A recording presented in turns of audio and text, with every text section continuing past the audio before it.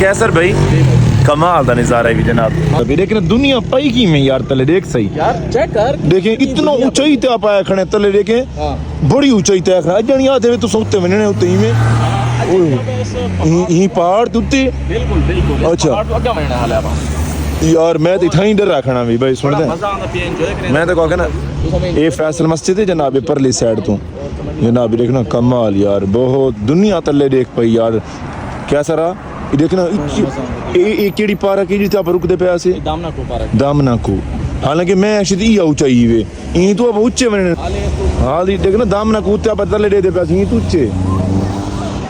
माशाल्लाह यार दुनिया कमाल यार कैसर भाई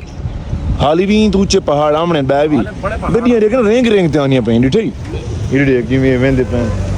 चलो आओ आओ मैं के देख तो सही पीछे नहीं यार मैं आता से बड़ा मजा आता क्या यार दुनिया बड़ा मजा मैं तो आके जिंदगी दे विच मैं इवें लुक आ रही हूं यार इस्लामाबाद वाला है मजा तो चार मजा आया भी यार इस्लामाबाद आप किथे आए खने ये डेनो वैली आए खने आप अच्छा डेनो वैली हमने को तो आगे ना डेनो वैली मशहूर मरूफ है इस्लामाबाद में अच्छा जी यार बड़ा ऊंचे आ गए आप तो बड़ा ये नज़ारे ही थे भी यार यासर भाई बड़ी खूबसूरत जगह है और दोस्तों को दिखाओ अच्छा ये किस जड़े ये चाहिए खड़ा है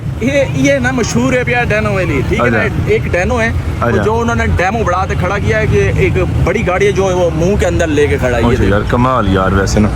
कमाल लेकिन कमाल से अच्छा ये देखना तले रोड देखे तले देखे रोड भी अभी एक गड्डी दिखा दो दोस्तों गड्डी वाली रुके तो सही एक गड्डी आ गई है ना एक गड्डी बहुत चेक करा ना ये रुकदी पई हां एक गड्डी सही एक ट्रेन तक हुई है ये आवाम को चाह दी उते आवाम उतरती ना गड्डियां तो चाह के ना फिर वापस आती है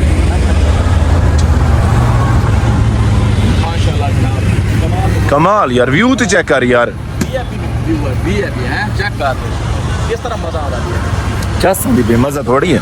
चस्सां दी भई एंजॉय तो करना यार वो सामने देख बंदर मंकी देख मंकी हां ऐसा सामने अच्छा ऊंचाई बड़ी है यार आप सवेरे 2 घंटे पूरे लगे आप आंदे आंदे 2 घंटे पूरे हाय हाय देखो कितने पहाड़ कितने बड़े हैं मैं कमाल यार